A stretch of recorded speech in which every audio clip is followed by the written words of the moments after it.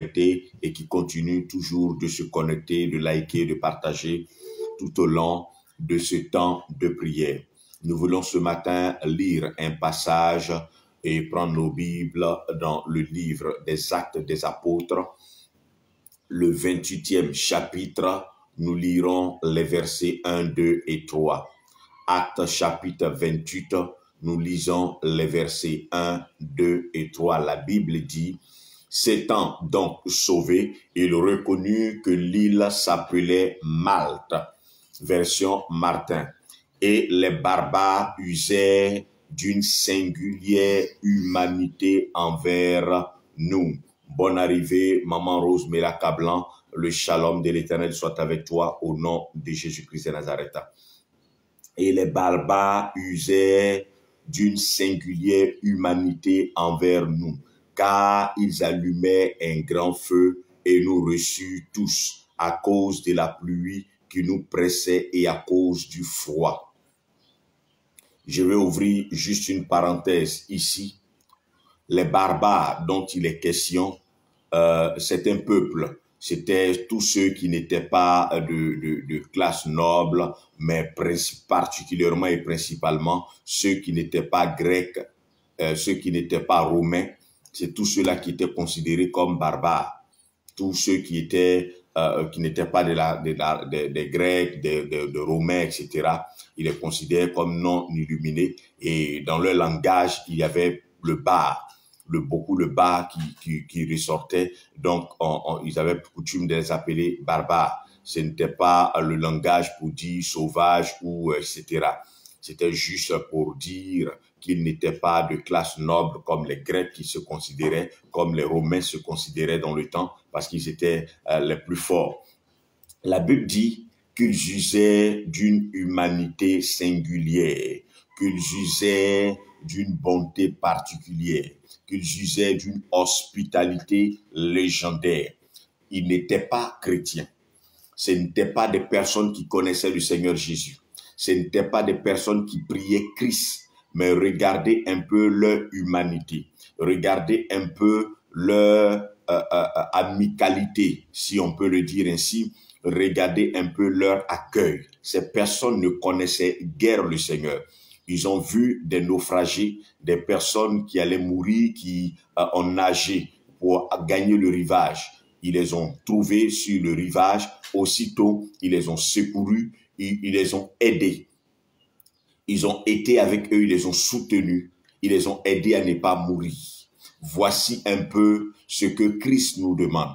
Pour des personnes qui ne connaissaient pas le Seigneur, qui ne lisaient pas des Bibles, qui ne priaient pas, qui n'avaient pas de loi chrétienne, qui n'avaient pas de loi biblique, regardez un peu leur attitude.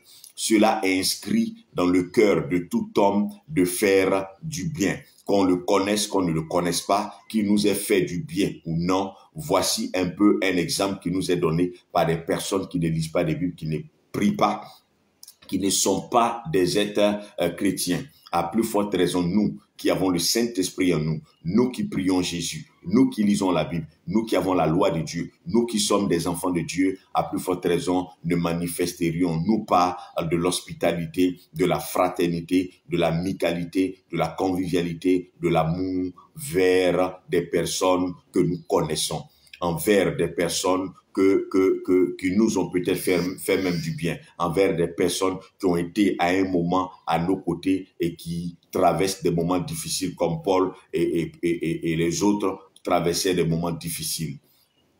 Ils les ont secourus sans les connaître. Bien-aimés, si les personnes qui ne connaissent pas le Seigneur ont pu le faire, ce n'est pas nous qui n'allons pas le faire parce que cela est inscrit dans notre code génétique humain. Et ensuite, cela est inscrit dans notre code génétique spirituel. Donc, nous avons les deux qui se produisent en nous et qui, en principe, devaient nous amener à faire le bien de façon naturelle, de façon libérée, comme si nous buvions de l'eau. Que Dieu nous bénisse et nous voulons saluer l'arrivée de maman Félicité Rachel Saï. Que la grâce du Seigneur soit avec toi et que son shalom demeure sur ta vie.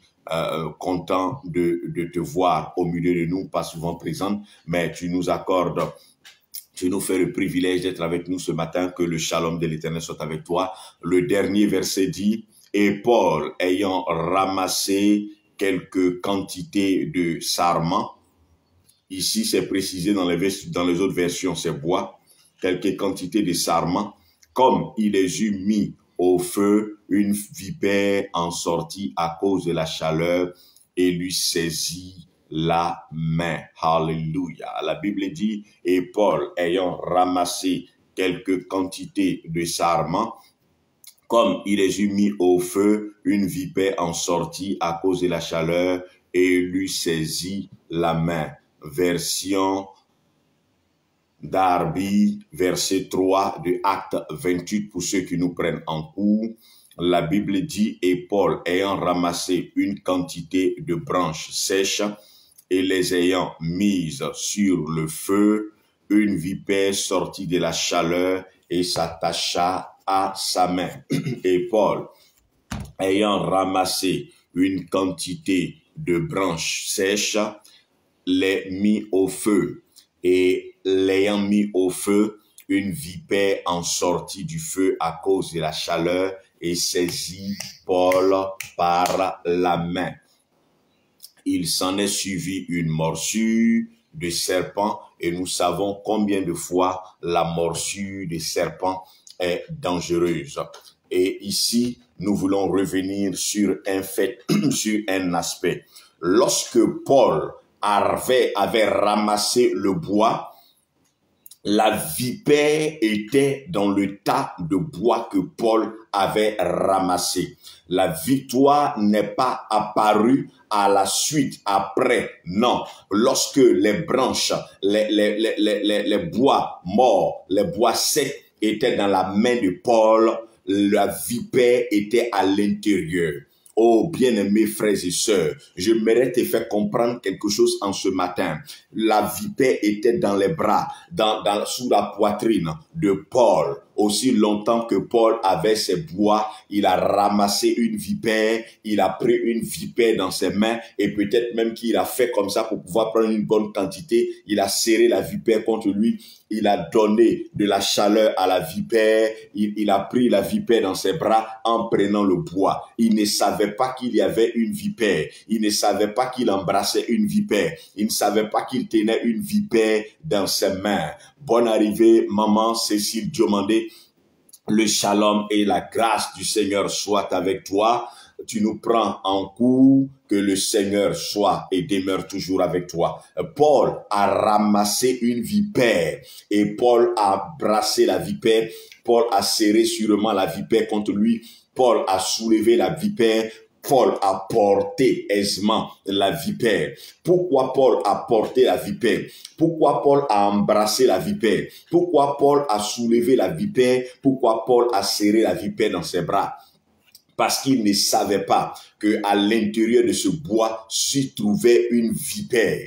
Paul était juste en train de ramasser du bois pour les mettre au feu parce qu'il voulait aider aussi les barbares qui avaient allumé du feu pour les réchauffer. Lui également voulait en faire de même. Il ne voulait pas rester en marge ou indifférent vis-à-vis de cette hospitalité. Il voulait aussi les aider à allumer ce feu. Et donc, il prend une vipère, il ramasse une vipère, il ramasse un tas de bois au milieu duquel se trouve une vipère. Mais Paul ne savait pas qu'il s'y trouvait une vipère. Et nous savons ce que représente une vipère, le danger que représente une vipère parce qu'elle a un venin mortel. Tout ce qui est serpentaire, tout ce qui est serpent, du moins ça, a un venin capable de causer la mort. Et Paul, ne le sachant pas, a pris quelque chose qui pouvait causer sa mort. N'eût été la grâce de Dieu, Paul serait mort. Mais Paul l'a pris, pas parce qu'il le savait, il l'a pris parce qu'il ne le savait pas. S'il avait vu la vipère auparavant, il n'aurait pas pris la vipère. S'il avait su auparavant qu'il s'y trouvait une vipère, Paul ne l'aurait pas pris. Je vais faire comprendre ce matin quelque chose à quelqu'un. Il y a des actions que tu poses simplement parce que tu ne le sais pas.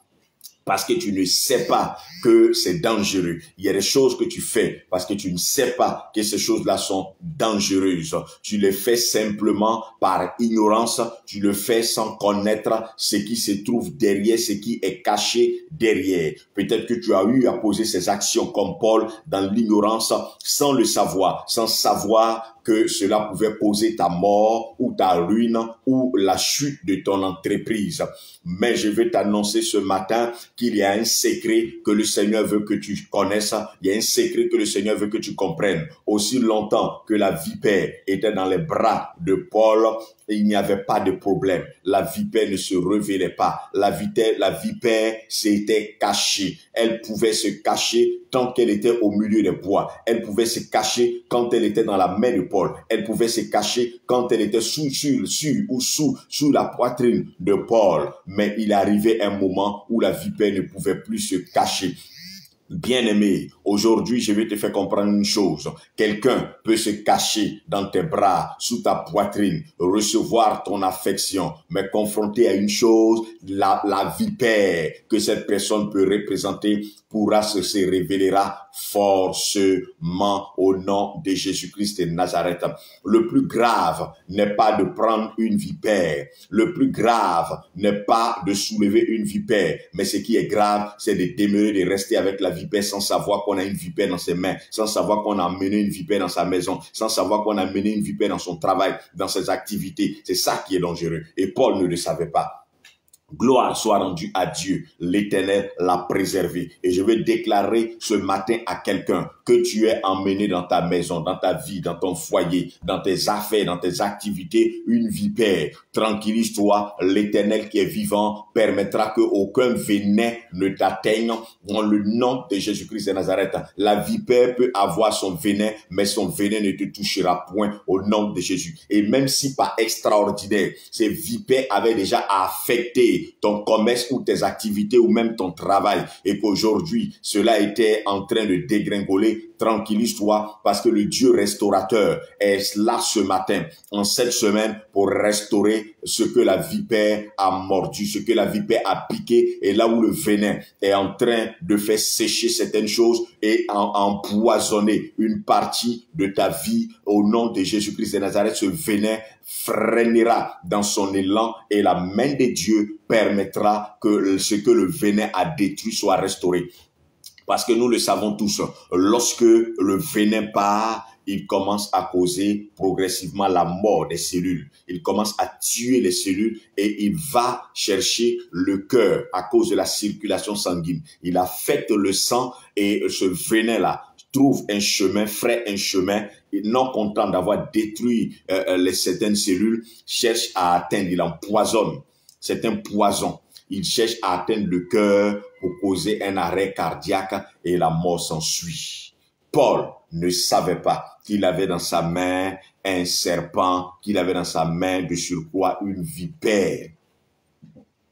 Aujourd'hui, peut-être que tu as soulevé toi-même, tu as porté, tu as entretenu, tu as lavé, tu as cajolé une vipère. Tu l'as prise dans tes mains, elle est dans ta maison. Peut-être que tu as entretenu une vipère parce que tu ne savais pas qu'elle avait un venin. Alléluia. Tu ne savais pas que celle-ci que j'ai embauchée dans mon entreprise était une vipère. Cette personne a un venin. Tu ne le savais pas. Tu ne savais pas que tu étais avec une vipère, que tu vivais avec une vipère, que tu nourrissais une vipère, que tu entretenais une vipère pour qu'elle se grossisse et qu'elle t'injecte plus tard son venin. Peut-être que tu as marché avec une vipère aussi longtemps que la vipère est dans tes bras, que la vipère est avec toi. La vipère ne se révélera pas. Elle est restée cachée dans le bois. Elle peut se cacher aussi longtemps qu'elle est dans ta main, qu'elle est dans ta vie, qu'elle est dans ta maison, qu'elle est dans tes bras. Mais il y a une chose que tu dois comprendre ce matin, ce que Paul a fait. Ce que Paul a fait. La vipère doit être confrontée au feu. Aussi longtemps que le feu ne sera pas engagé, aussi longtemps que le feu ne sera pas appelé, la vipère restera cachée. Elle peut se cacher aussi longtemps qu'elle ne sera pas confrontée au feu. Mais lorsqu'elle sera confrontée au feu, la vipère sera obligée de se révéler. Lorsque Paul a déposé le tas de bois au milieu duquel était cachée la vipère, le bois est resté intact, mais la vipère est sortie.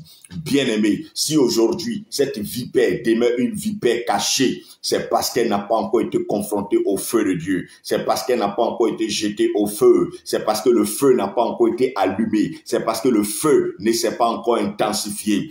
Aujourd'hui, tu vas réclamer le feu, tu vas intensifier le feu. Lorsque le feu est déclaré, lorsque le feu est déclenché, lorsque le feu est activé, la vipère ne peut plus se cacher.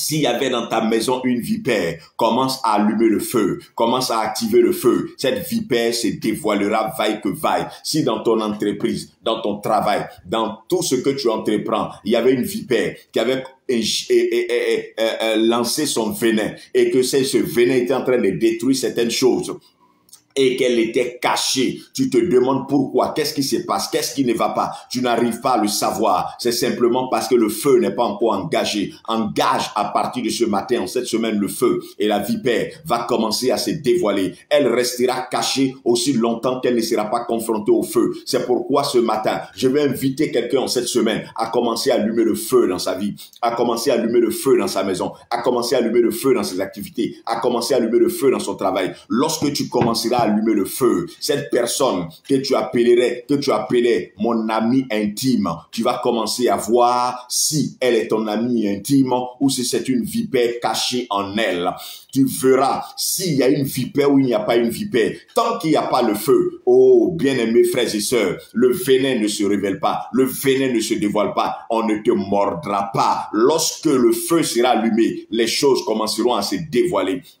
Les choses commenceront à être dévoilées. C'est là que beaucoup de personnes comprennent que lorsqu'elles commencent à prier, lorsqu'elles se lèvent dans la prière, les songes commencent à venir. Elles se rendent compte, elles ont l'impression que c'est là qu'elles commencent à être attaquées. Lorsqu'il y a le feu, les vipères se dévoilent. Si les vipères ne se dévoilent pas, c'est parce qu'il n'y a pas encore le feu. Si la vipère ne te mord pas, ne te pique pas, c'est parce qu'il n'y a pas encore le feu. Allume le feu et tu verras que la vipère va se dévoiler. Elle est restée cachée parce qu'elle n'était pas encore confrontée au feu. Le feu n'était pas encore allumé. Ce matin, je vais t'inviter à allumer le feu. Allume le feu dans ta maison. Allume le feu dans ta vie. Allume le feu. Tu verras que les vipères vont commencer à apparaître. Si elles étaient nombreuses, si elles étaient plusieurs, tu verras ces vipères commencer à se révéler. Celui-là qui n'était pas une vipère, celle-là qui n'était pas une vipère commencera à se révéler. Tu verras que dans le quartier, les vipères vont commencer à se dévoiler. Elles pourront se dévoiler spirituellement, comme elles pourront se dévoiler matériellement. Cette personne qui te saluait gentiment, quand tu vas commencer à allumer le feu, tu verras qu'elle ne voudra plus te saluer. Elle ne voudra plus te dire bonjour. Elle va commencer à te bouder. Mais aussi longtemps que le feu ne sera pas allumé, elle te saluera avec un sourire. Lorsque tu commenceras à allumer le feu, tu verras que ce collègue-là, cet ami-là, qui venait toujours te tendre un pain, qui venait toujours te faire du bien, commencera à arrêter de te faire du bien parce que le feu sera allumé. Bien-aimé, ce qui nous manque dans notre vie quotidiennement, c'est le feu allumé. Nous devons allumer le feu. Ce matin, on a compris que lorsque la vipère a touché le feu, elle a piqué Paul. Elle s'est agrippée au bras de Paul, mais elle ne s'était pas agrippée aussi longtemps qu'elle n'était pas encore engagée dans le feu. Bien-aimés, nous avons un privilège. C'est que Christ est notre feu. C'est que Christ allume le feu. C'est que Christ peut allumer le feu. Et aujourd'hui, tu dois comprendre que le feu doit rester et maintenir allumé. Paul était en train d'activer le feu en jetant le bois dans le feu. Car sans bois, le feu allait finir par s'éteindre. Mais parce que le feu a continué d'être activé, la vipère s'est dévoilée. La vipère s'est révélée. Si dans ta maison, il y avait une vipère, elle sera dévoilée à partir du feu que cette semaine, tu vas allumer dans ta maison, dans ta vie, dans tes activités, dans ton travail. Il y a peut-être une vipère dans ton travail. Il y a peut-être une vipère dans tes activités qui a injecté son venin et l'activité a commencé à mourir progressivement. Et tu te poses des questions, tu te demandes comment et pourquoi. Je prie, etc. Commence à allumer le feu. Cette vipère se dévoilera. Commence à allumer le feu. Cette vipère se révélera. Elle dira, elle viendra te mordre, elle commencera à te causer des problèmes, elle commencera à te faire des histoires. Tu vas te rendre compte que dans la vie de tous les jours, il y a des personnes qui te saluent, il y a des personnes qui rient avec toi aussi longtemps que tu ne pries pas. Quand tu commences à prier et que tu commences à prier intensement, allumer un feu dans ta vie, ces personnes-là commencent à se rétracter, à se retirer de toi. C'est pourquoi beaucoup de personnes, après avoir accepté le Seigneur Jésus, il y a des amitiés qui n'existent plus parce que ces personnes-là ne supporte pas de sentir ce feu. On ne te piquera pas, on ne te mordra pas, on ne t'attaquera pas, on ne t'agressera pas aussi longtemps que le feu ne restera pas allumé. Lorsque ton feu est éteint, il y a des personnes qui t'approchent. Lorsque ton feu est allumé, il y a des personnes qui s'éloignent de toi. Aujourd'hui, Satan peut se lever contre ta vie et être paisible, être tranquille parce que le feu n'est pas allumé.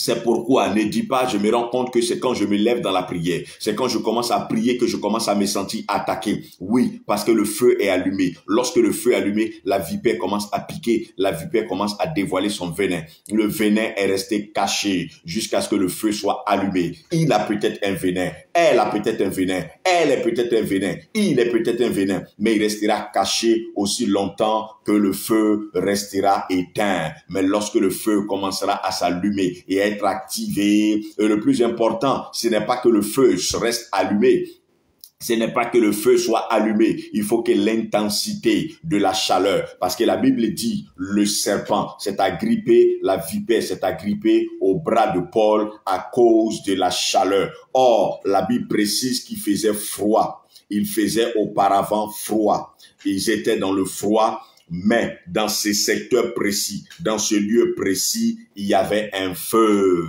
Il y a des endroits de ta maison, de ta vie qui peuvent connaître le froid. Et il y a des endroits, des secteurs, des aspects de ta vie qui ne doivent pas connaître le froid, qui doivent être dans le feu.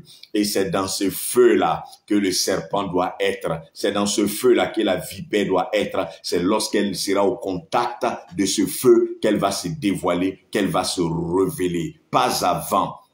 Ne reste pas à te plaindre, ne reste pas à te lamenter, ne reste pas à bavarder, ne reste pas à t'attrister parce que les choses sont compliquées, parce que les choses n'avancent pas, parce que les choses sont difficiles. Allume le feu et tu comprendras d'où sort la vipère, d'où sort le venin, où est caché le venin. Tu auras la révélation. Lorsqu'il y a le feu, on n'a pas besoin que Dieu ouvre nos yeux, on n'a pas besoin que Dieu nous parle. Les vipères sortent par elles-mêmes, les vipères se dévoilent elles-mêmes. Les vipères se révèlent elles-mêmes. Lorsque le feu est allumé, les vipères ne peuvent pas supporter. C'est pourquoi la Bible dit que la chaleur du feu, et c'est cette chaleur-là qui amène la vipère à se dévoiler. Cependant, lorsque nous sommes avec le feu, nous nous réjouissons. Alléluia. Tous ceux qui sont le feu et qui ont le feu en eux, lorsque le feu reste allumé, il y a une action qui pose et nous allons revenir plus tard sur cette action des hommes de feu et des femmes de feu.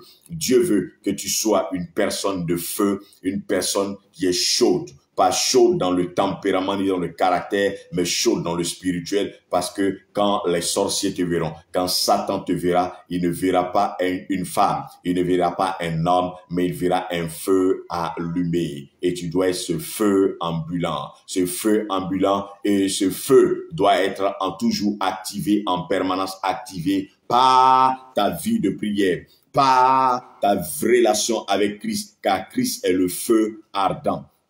Christ est un feu dévorant. Jésus-Christ, crucifié, ressuscité des morts, est un feu dévorant. Et chaque fois que tu te frotteras à Jésus-Christ, ton feu croîtra en intensité et en degrés Celsius au nom de Jésus-Christ de Nazareth. Bonne arrivée. Papa Moïse envoie le shalom de l'Éternel soit avec toi et que tu sois un feu en cette semaine au nom de Jésus-Christ de Nazareth. Que Dieu te bénisse abondamment, maman Lise Alifon, et que tu sois un feu au nom de Jésus-Christ de Nazareth. Maman Nassé Caroline, le Seigneur fait de toi un feu au nom de Jésus-Christ de Nazareth. Maman Valérie, le Seigneur fait de toi un feu dans le nom de Jésus-Christ de Nazareth. Maman Philomène Kwaku, le Seigneur fait de toi un feu au nom de Jésus-Christ de Nazareth. Maman Ikra Blessing, le Seigneur fait de toi un feu au nom de Jésus-Christ de Nazareth. Nous sommes des volcans ce matin et nous cracherons le feu afin que les vipères se dévoilent et elles ne se dévoileront pas sans leur venin. Il faut qu'elles sortent leur venin. Il faut qu'elles sortent leur venin. Donc que leur venin ne t'intimide pas, que leur venin ne t'intimide pas et que leur venin ne te fasse pas peur. Tant qu'elles ne te piqueront pas, tant qu'elles ne sortiront pas leur venin, tu ne sauras pas qu'elles sont des vipères. Aussi longtemps que tu tiens une vipère dans ta main, tant qu'elle ne sort pas son venin, tu ne comprends pas et tu ne vois pas le danger qu'elle représente. Mais lorsque tu commences à voir son venin, tu l'amènes à faire sortir son venin, à sortir l'autre côté, c'est là que tu commences à te rendre compte que c'était une vipère et les vipères seront dévoilées, qu'elles soient dans notre maison, qu'elles soient au travail, partout où elles sont. Oh, les vipères seront dévoilées, les vipères seront révélées, les serpents cachés dans nos vies, dans nos maisons seront dévoilés, révélés par le feu. C'est pourquoi ce matin, nous allons prier, nous allons allumer le feu, nous allons réclamer le feu et le feu sera allumé. Quand le feu s'allume, les vipères se dévoilent. Tu as l'impression qu'il n'y a pas d'esprit dans ta vie, il n'y a pas de sorcier dans ta vie, il n'y a pas de démons dans ta vie. Mais quand tu commences à allumer le feu, c'est là que tu te rends compte que les sons commencent à devenir bizarres. C'est là que tu te rends compte qu'on te poursuit alors que tu as commencé à prier. Les vipères sont en train de se révéler, de se dévoiler parce que le feu est allumé. Alors que quand le feu n'était pas allumé, les vipères restaient cachées, elles ne sortaient pas leur venin. On te poursuivra lorsque tu allumeras le feu. C'est pourquoi ce matin, nous allons prier pour allumer le feu au nom de Jésus-Christ de Nazareth. Tu vas dire avec moi, gloire, honneur, louange soient rendus à l'agneau immolé pour moi, pour mon salut, celui qui est dans ma vie, pour ma vie, un feu dévorant, Jésus-Christ crucifié, parce que je marche avec lui, parce qu'il est dans ma vie, parce qu'il est en moi et parce qu'il est un feu. Je déclare que le feu qu'est le Saint-Esprit s'allume plus intensement qu'il n'était allumé auparavant. Au nom de Jésus, je suis et je demeure un feu à l'image du Saint-Esprit. Au nom de Jésus, j'active en moi le feu du Saint-Esprit et je suis moi-même, je deviens moi-même un feu activé. Au nom de Jésus, je dégage de la chaleur spirituelle à un degré Celsius que les thermomètres humains ne sont pas capables de mesurer. Au nom de Jésus, dans ma maison, j'active ce feu et cette chaleur est ardente. Dans le nom de Jésus-Christ de Nazareth, je déclare que par mon canal, mes enfants sont activés comme du feu au nom de Jésus. Par moi, mon épouse, mon époux est activé également comme du feu au nom de Jésus. Et chaque fois, je déclare que je marche dans mon lieu de travail, que je vais pour mes activités, je suis et j'active ce feu dans mon travail, dans mes activités, au nom de Jésus, dans mon quartier, dans le lieu où j'habite, j'active ce feu au nom de Jésus. Et je déclare que parce que le feu activé révèle, dévoile toutes les vipères cachées à partir de cette heure même, les vipères qui étaient dans ma maison, les vipères qui étaient dans ma vie, les vipères que je dorlotais, parce que je ne savais pas quelles étaient les vipères. Les vipères que je portais, les vipères que je cajolais, parce que je ne savais pas que c'était des vipères. À partir de ce matin et tout au long de cette semaine, je déclare que ces vipères commencent à être révélées. Ces vipères commencent à sortir leur venin. Au nom de Jésus, je suis, par la puissance du Saint-Esprit, un feu et je dévore par une chaleur. Au nom de Jésus, je déclare que le Seigneur, en cette semaine, fait de moi un feu et toutes les vipères cachées jusqu'à maintenant commencent à faire sortir leur venin et j'arrive à les reconnaître. J'arrive à les déceler. Au nom de Jésus, là où les venins avaient infesté mes activités, là où les venins avaient commencé à empoisonner mon organisme, là où les venins avaient commencé à empoisonner mes finances, là où le venin avait commencé à empoisonner ma santé, là où le venin avait commencé à empoisonner mon épanouissement, avait commencé à m'empoisonner pour me rendre triste, pour me rendre incapable. Je déclare ce matin, dans le nom de Jésus, que le porteur du venin est dévoilé. Au nom de Jésus, j'active en cette semaine ce feu afin que tout ce qui était vipère dans ma vie, dans ma maison, autour de moi, commence à se révéler. Au nom de Jésus, à partir de cet instant, je déclare que si j'avais été piqué, envoûté, et que j'avais reçu ce venin dans mes activités, dans ma maison, et que même mes enfants avaient reçu du venin, au nom de Jésus, de même que le Seigneur n'a pas permis que ce venin tue Paul, je déclare que ce poison, ce venin, cet envoûtement n'atteindra point mon corps. Au nom de Jésus, ne gagnera point mon bonheur, mon épanouissement.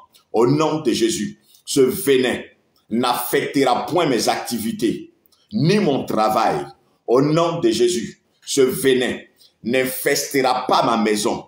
Au nom de Jésus, je déclare que la main puissante et triomphante de mon Dieu restaure tout ce que le venin avait touché, tout ce que le venin avait commencé à gâter. Le Seigneur restaure cela en cette semaine.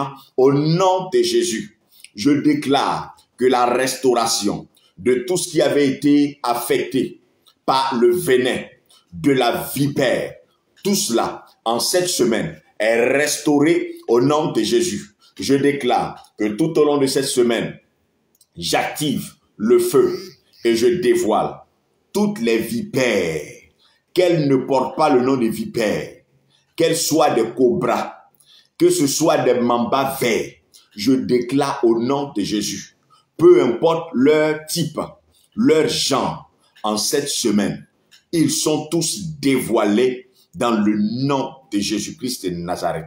Le feu est mon partage et le feu est activé dans ma vie. Là où ce venin faisait que je dormais lorsque je voulais prier, là où ce venin faisait que j'étais assoupi, là où ce venin m'avait alourdi, là où ce venin m'empêchait de prier, là où ce venin ne me laissait pas prier, je déclare ce matin que je suis restauré. En cette semaine, je suis restauré par ma vie de prière pour activer le feu, activer le feu, activer le feu dans le nom de Jésus-Christ de Nazareth. Le feu est allumé en moi, pour moi, dans ma vie, dans la vie de mes enfants, dans la vie de mon épouse, dans ma maison, dans mes activités et dans tous les aspects et secteurs de ma vie au nom de Jésus. Amen. Amen. Amen et Amen.